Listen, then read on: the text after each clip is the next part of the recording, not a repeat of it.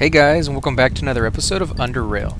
Now, I actually ran back to town to heal up, and while I was going back, I went ahead and picked up the 4 mushrooms that the glowing ones that spawn every so often. I'll show you. They're these guys right here, the mind mushrooms.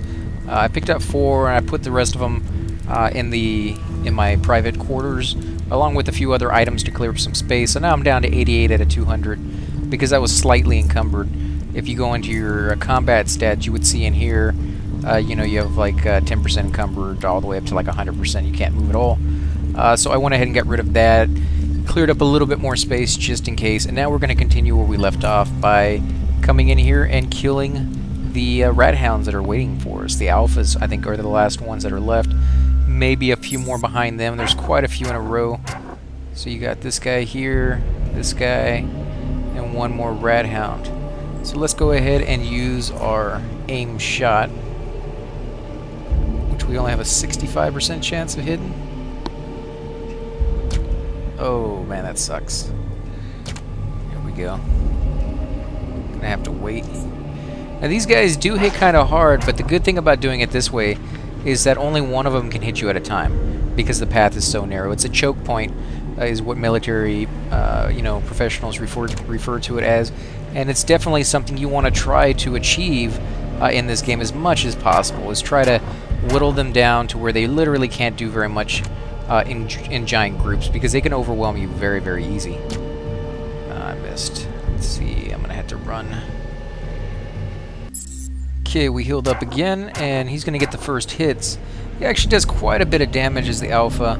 They always do, so let's see if we can hit him with the aim shot this time. Man, we miss that every single time, it seems. 15 damage. It's going to take quite a long time to kill this guy. And there's 2 of them to boot, so a lot of running back and forth in store for me tonight, apparently. There we go. A little bit of damage. Probably can get one more round off. Nope. Couldn't hit him worth anything there.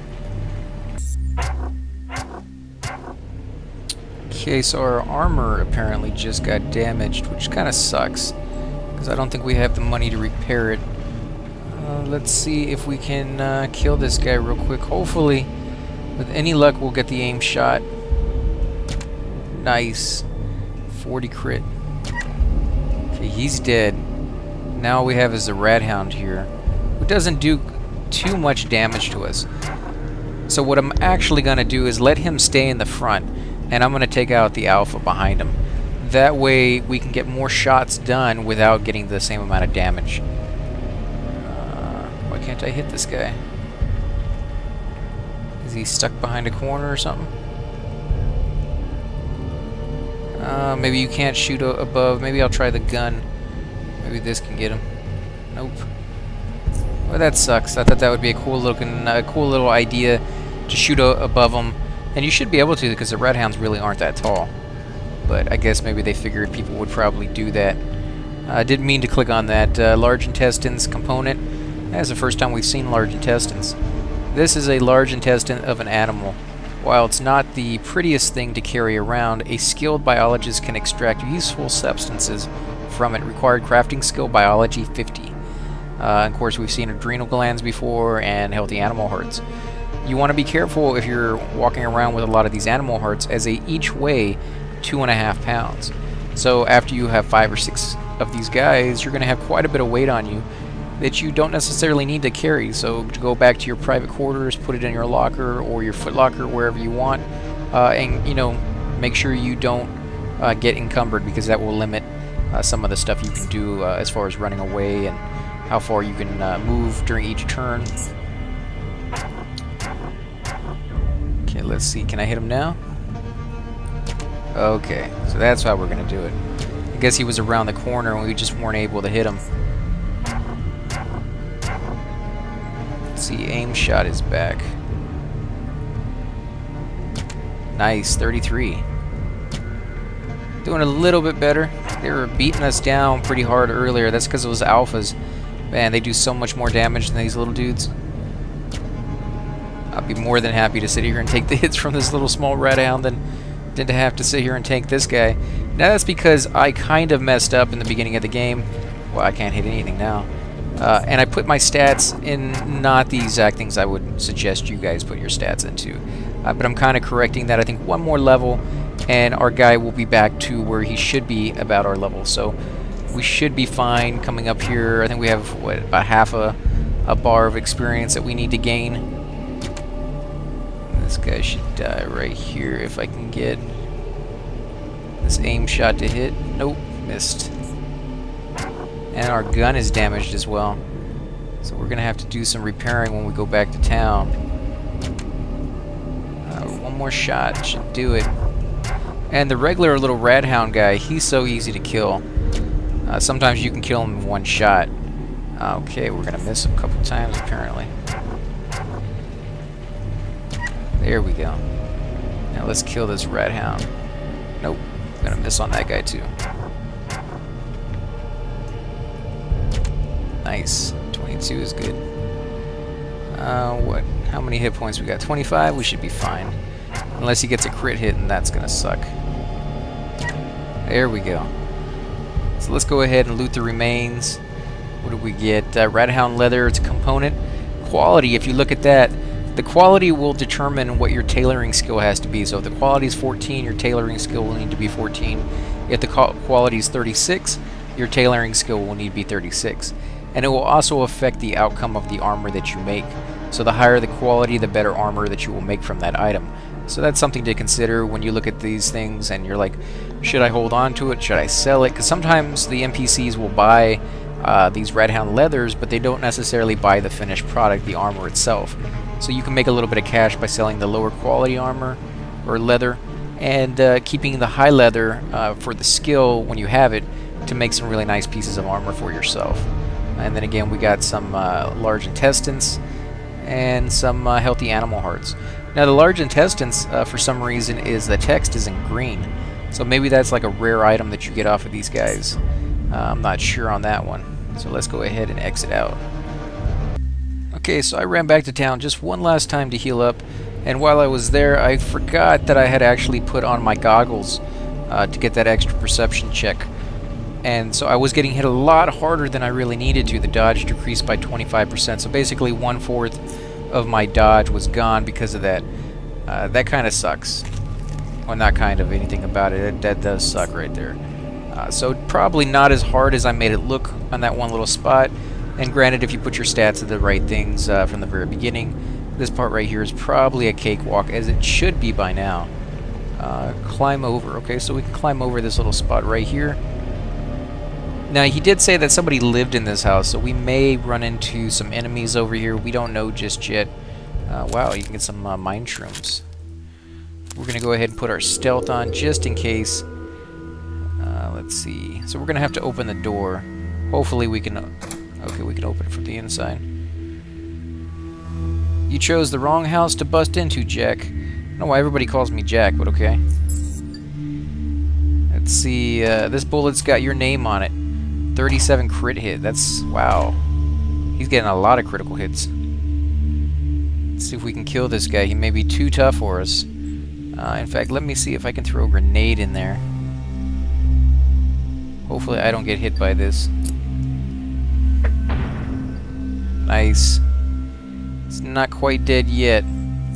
Let's see if I can get one more shot. Okay, we might have a shot at doing this. Let's go around the corner, make him come to us a little bit. And I don't think I can climb over while I'm in combat, otherwise I could technically leave and then come back. Oh, okay, we're not going to be able to do this one. Let's see if we can head out of here. Hopefully we can still do that while we're in combat. Nice. Okay, well, I'm going to go heal up, and then we'll come back and finish that guy off.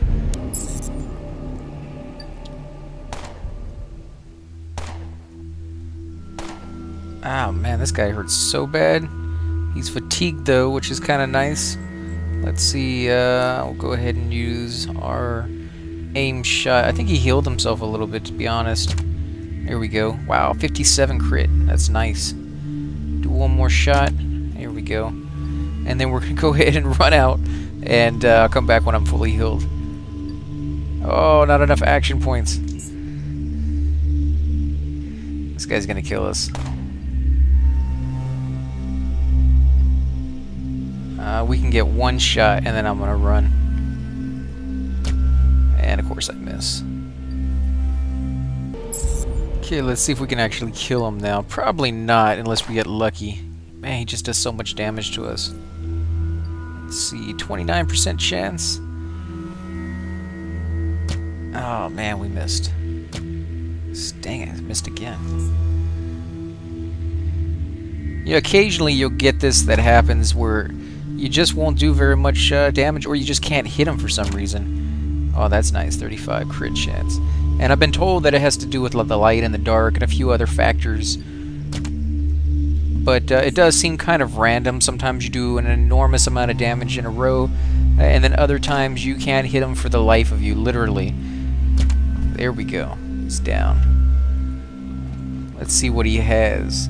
He has a Flashbang Grenade. I wonder why he never used that. Those are really, really cool if you're using them against other players. If they're being used against you, like the little sentry robots that we ran into earlier, they can be a real big nuisance because they incapacitate everybody caught in the blast for 2 turns unless they resist the effect, and the incapacitated target will also immediately lose sight of you, allowing you to easily hide from them. You can also throw these on people, but the moment you hit them, I think the incapacitation wears off and they're able to attack the next turn. So if you got a big group, you can basically stop them from all attacking you and just concentrate on one, at least for 2 turns anyways. A 7.62mm Hawker. It's a pistol, 12 to 31 mechanical damage. We got some more coins, 31 of them. Oh, look at this one. This one's purple.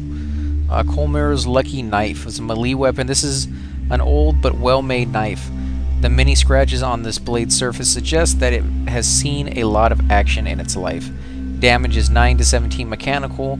Impact speed is very low. Base action points 12 AP. Range is melee. Critical chance 15. Critical damage bonus 100%. Bypasses 60% of target's energy shield. Damage increased by 2% for every point in strength above 5. Incurs 125% of mechanical damage resistance and threshold. I still don't know what that means as far as the effects on... Is it either 125 incursion of mechanical damage to me or to the target? I'm not quite sure. Equipped, chance to get critical hit reduced by 2%. Well, that's kind of nice that you don't get hit as often, or hopefully not as often. Junkyard house key card east. This is the key to one of the houses in the junkyard residential areas. So we'll have to check that as well. We also got 30 rounds of 7.62mm standard rounds. So let's take all of that. I think this knife is the quest part that we were looking for, is the knife. Unfortunately, that was one of the best things on that guy. Almost don't want to turn it over. Now, everything in here is red, but since it's a locked door or a closed door, you don't really have to worry about violating the terms of a controlled zone. At least it seems to be the case anyways.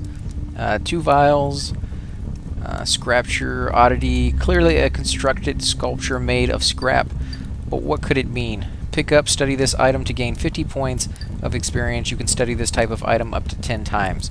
And as you see right there, it says underneath, studied 0 out of 10 times. Basically, that means you can pick up and study 10 of these from anywhere in the game. But once you've gotten 10 total from anywhere in the game, you no longer will get experience for picking these items up.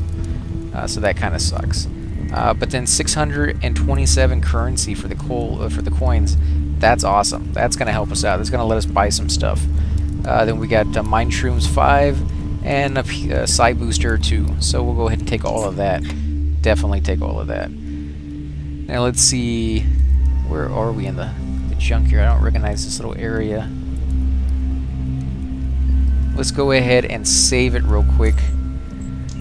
Because if I open up that door and I get attacked, definitely don't want that to happen. But at the same time, it's obviously going to be faster to go through this area than the rest, I would imagine anyways. Maybe we've never been over here. No, we've been over here. I think I recognize it now with these guard dogs. And nobody's attacking, thankfully, so I think it is this way. But I'll have to check it out. Because we're going to go turn it back in to the guy over in the... It's like the Bumville or something. This is the second time I've gotten this today. Zone transition failed. So resume last save. We'll take you back to where you were supposed to be on the other part of the zone. See, it zoned us, but for whatever reason, it's not quite taking us from one zone to the other without some kind of weird crash. But again, this is just an alpha version. It's still in development. They're still coming out with updates every so often. Again, another fail. Go back in. May just have to exit out. Failed to load save game. Great. So we're going to go ahead and stop right here. I'll start the episode again as soon as I fix this little error. Okay, so we are back. I'm not quite sure what that whole error thing was being caused by or what, but hopefully we got it fixed. I just shut the game down, restarted it, and hopefully we won't see that anytime soon. Because that is kind of annoying to have to load in every single time you zone. Let's hoping for the best. Let's check it out. Oh, there we go. Okay, so it's fixed itself a little bit at least. Is this it? No, this isn't it. Did I take a wrong turn? I must have taken a wrong turn because I don't think this is it. Yeah, we'll go back down. It's over where the embassy is where we're heading. But I'm still getting used to this whole map. We went through it on Monday, but that was, 4 days ago, so hopefully I can figure it out. Was it this way maybe? No, that's exiting. Oh, it's this way, I think. Because you had to pay the guy to get past him so you could get into the area. Or you could attack them if you really, really wanted to, but they were a lot harder than we were capable of taking on. No, that's not it either. I really should learn this area. That way you guys don't have to sit here and watch me fumble around looking for the right area to go to. Now these guys right here are people you can sell to. And what I have noticed is this guy in the room right there to the left of where I just zoned, he will actually buy armor on a rare occasion. He will... this is it right here. Yeah, this is it. So who was he? Was he over here? I think he was over here somewhere. But that guy will buy armor on a rare occasion, and usually he will only buy 1 or 2 pieces of it. The problem that I found is he won't really give you a good price. I think I was selling him a piece of armor, and he was going to give me like 5 coins for it, which is pretty pathetic. You can't really buy anything with just 5 coins. So, here's your knife, old timer. Give him the knife. Yeah, I found it, and it turns out it's a pretty good knife, so I'm keeping it. Sorry, I looked everywhere but couldn't find your knife, or I'm still working on it. I'm gonna give him the knife. He's had a hard enough time with his life as it is. He's living in a tent and being taken advantage of by all these guys. So maybe this may turn things around for him. Hee, my old lucky knife. I thought I'd never see you again. Well, I'll leave you to catch up. Well, that's kind of weird to say, but we gained 1,000 experience points for doing that, which is pretty nice. I feel my luck is starting to change already. Well, hopefully it will for him because he's had pretty bad luck. It'd be cool if we ran into him later on in the game and, maybe we can get some good stuff off of him, or maybe he's just willing to help us out through a really hard spot or something along those lines.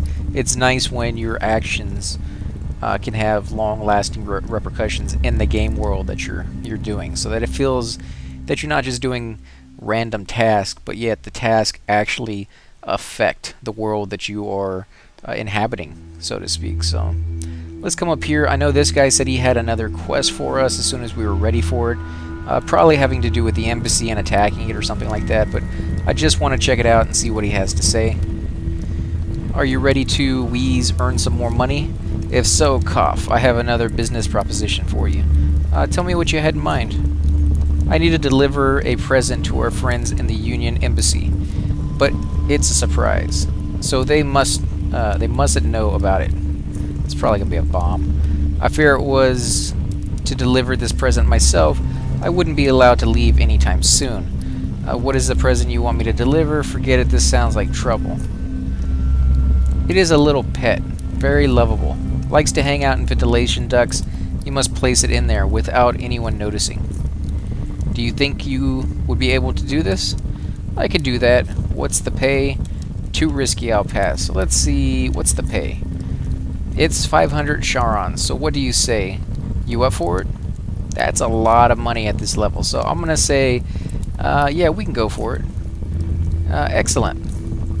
He slowly reaches into one of his overcoat pockets with both of his hands and removes something. He holds it between his palms and brings it close to his mask.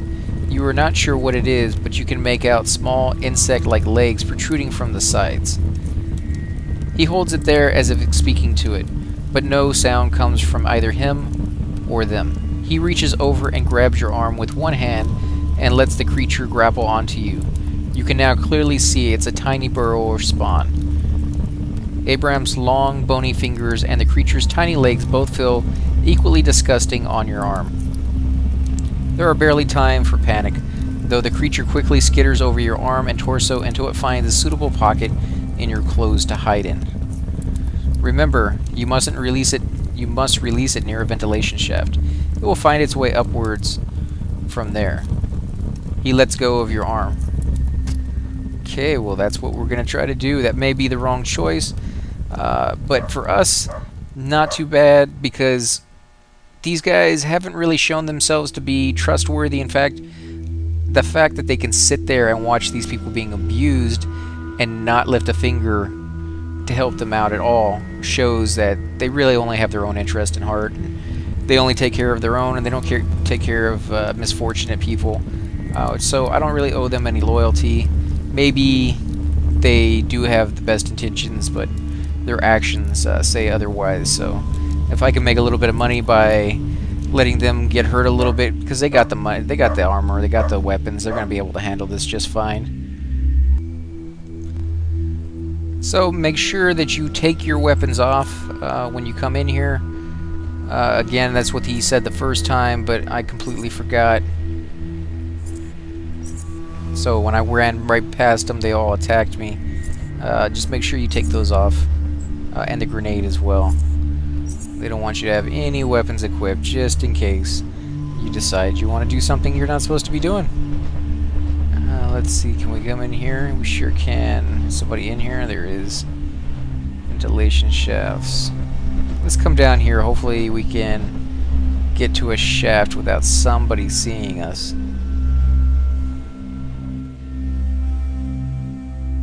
Has to be a way to do it.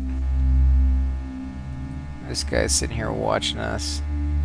And there's no shafts over here. This is going to be a tricky one. Maybe we can do it. No, because if we put stealth on, they're going to attack. This one may require a stealth ability that we just don't have yet. But the only ventilation shafts I see in this entire area are right over here. This sucks. Let's see, what if we close this door, close this door over here. Now it's just this guy. What if we put our stealth on? He sees us still. And the security camera would see us anyways. Huh. Let's see what happens if I just click on the ventilation shaft. Guess I quite literally have to go inside of it, probably. Maybe I can get this guy to leave. No.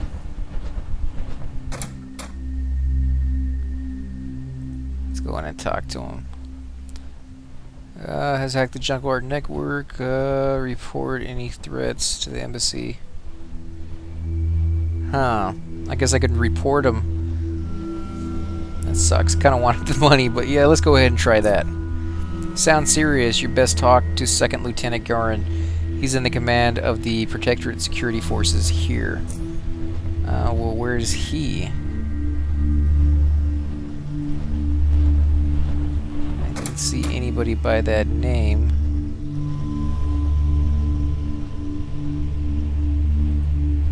I can't open these doors either, as far as I know. If it has a red little hand on it, usually means that you're getting in trouble for picklocking or opening, or even touching or looking inside. None of these guys. Maybe it's this guy over here. No, that's not him either. I guess maybe it's talking about Garin all the way back at the base, so we can go ahead and try doing that. We'll run back real quick and talk to him. We also want to go back and check out the room that we spent all that time trying to find the key for, and then opened it up, and we had to go back to Garin anyways and get the passcode key so we can go in there. And then I completely forgot about going in and checking it out, so let's run back and do that real quick, or at least check it out and see what's in that room. How hard are those creatures? Do they really hit that hard? You know, what kind of goodies might be laying inside, deep inside, if you're willing to put the effort in to go in there. And you know, I run back to town to heal myself up. You don't necessarily have to do that. You can use your health hypos, you can use your bandages. I simply go back to town for the pure fact that it's cheaper. I don't have to use health hypos, and I can save them for the really hard fights, which I'm sure we will get into eventually. As well as the bandages, I don't ever seem to be able to use those, because by the time my health is ready to be healed, I'm usually below 40%. Like this right here, I could probably use a bandage. But since we're heading back to town, we're fine. We don't need to do that. And I've already made this run probably about 15-20 times today. It's about 2 minutes there and another 2 minutes back. So it's a little bit of a run, but if you're willing to put the time in, I think that's the best bet to use. Now granted, you probably won't have to run back as much as I do, simply because, you know, like I said many times before, I put my points into really the wrong things starting out. I've played many RPGs, and this is just one that, I don't know, I mean, I put the points into things that I had normally put points into when I first started an RPG, and it was different. You know, just every game is going to be a little different from the next RPG, but this one was completely different as far as the stats go. Or maybe I just misread them wrong. But either way, you know, I made some mistakes that way, and I'm correcting them. I think on the next level, I'll put the majority of my points into dodge. And this one's back already. Alright. Oh, look. Great. Oh, okay, there's another one there, too. Let me see. I think I could probably run right past them. We'll check it out. Now these guys had not been up the entire time. They must have literally just spawned. I don't know if we're gonna make this. No. There we go. Wow, what do I have, like 1 hit point? Wait until I zone. 4 hit points. Nice. And we'll go back and kill them eventually. These guys do eventually spawn on their own. It takes quite a long time. It looks to be about 30 minutes, 40 minutes of gameplay before the creatures in those areas respawn. Or maybe it's just as you complete certain tasks, they go ahead and spawn those creatures all over again. Which is kind of nice, because it does give you a little bit more to level up on if you're having a hard time in a certain spot. But the fact that it's so slow at respawning, it's not something you can just go grind a whole bunch of little tiny creatures and get some loot and get some experience, which would be nice if they put a spot like that in there, maybe like a little fight club or a little spot where they just never stop coming out from, but still doable in a small enough group to give those people who made mistakes or are just looking for that extra little bit of cash. Because there's a lot of things in this game that I really want to try. The trade skilling part, the biology, you know, making armor, making weapons. But the pieces are so expensive that I can't even buy the recipe so I can learn the skill, let alone have the points of my level to be able to put it in. Now maybe they intended it to be more of a in-game kind of thing, but I've always found that making your weapons as you progress through the game usually is the best bet, because by the time you get to the end game, you're usually going to get like better weapons off a quest and things of that sort. And so it's kind of nice when you can do that straight off the bat. Get you used to it at least. Get you used to being able to make your own weapons and armor and sell the old ones rather than having to buy everything from an NPC. So we're going to go down, I think it's the armory and the shooting range, which is where Garen should be. But don't hold me to that. I may have to look around for him. It's Gorski, not Garen. I want to investigate the infested vault in GMS. Are you insane? I'm not having that door open for one more second. Do you know what those creatures can do?